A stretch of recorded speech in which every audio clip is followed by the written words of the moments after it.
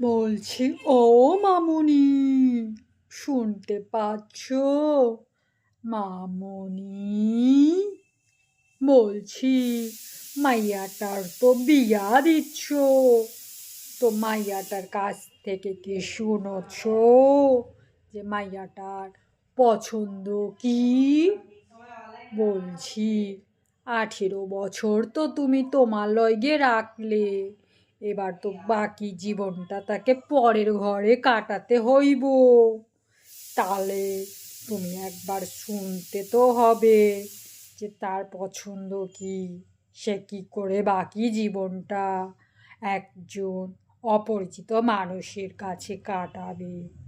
তুমি তো তোমার দায়িত্ব পালন করে দিলে, তার কথা একটু ভাবো।